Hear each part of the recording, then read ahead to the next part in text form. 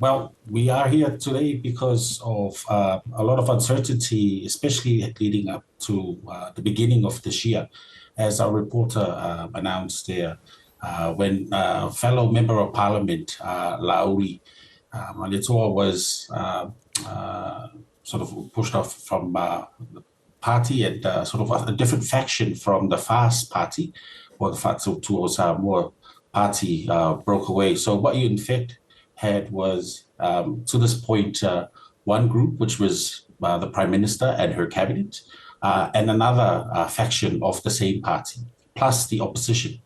Now, it's not possible for these members to say that they are a different party, because if they announced that they were part of another party, they would have to go to by-elections. So, in effect, you've had sort of three factions within a 52-member parliament. And as the faction of the government, which is the Prime Minister and her cabinet, tried to put forth a budget for the next coming year, they did not have the number. And this is an incident that also occurred 40 years ago, and it's now come again to where we are today.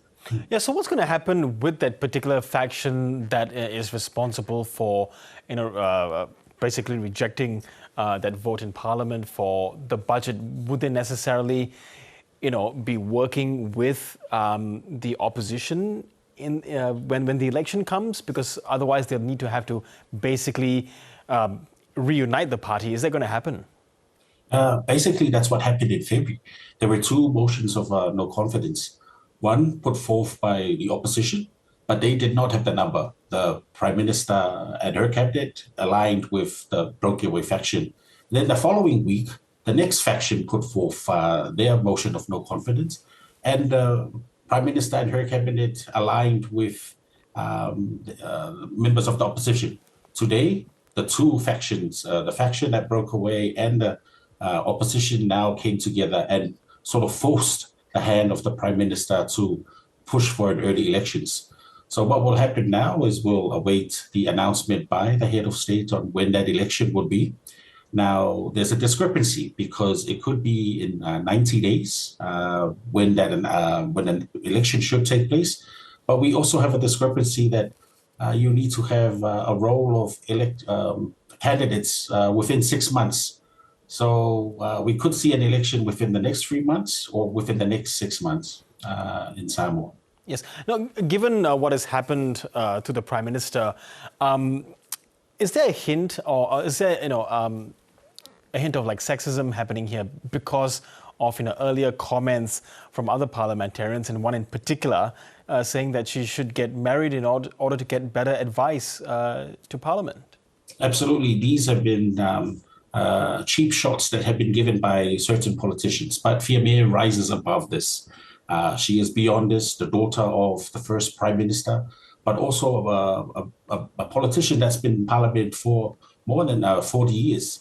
That experience she has led in terms of pulling through this new party that came out the last elections, which took over a regime of 40 years.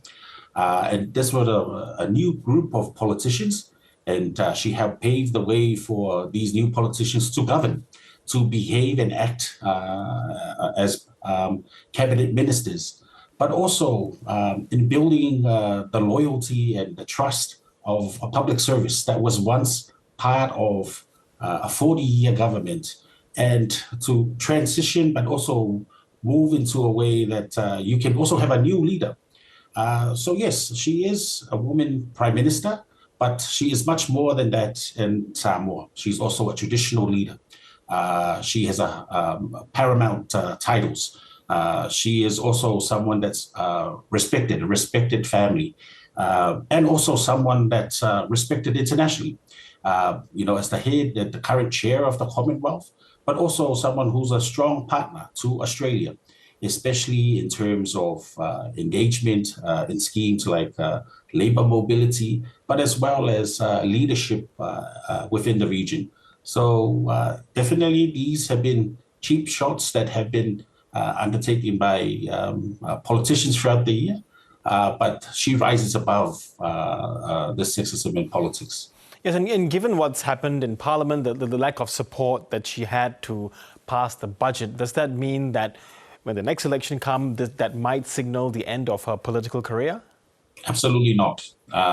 This is a political figure that has transformed and also is a key player. And that happened in the last general election. She was the deputy head of the last Human Rights Protection Party, the ruling party for 40 years.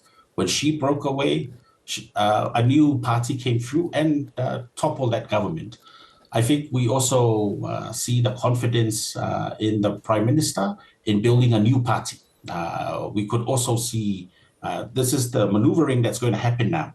We may see politicians from different parties come through, but also new candidates, joining the ranks in Samoa, which is you see in some of social media, but you also hear it. Some of the youth are also aspiring to this type of leadership.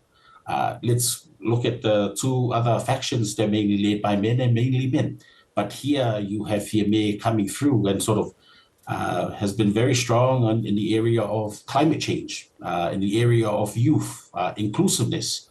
I think we will see new types of candidates coming through, and they may be joining the ranks. But time will tell what will happen in the next few months. Okay, Salā, Dr. George Carter, really good to have you on the program with us and really appreciate your analysis. Thank you very much. Thank you very much.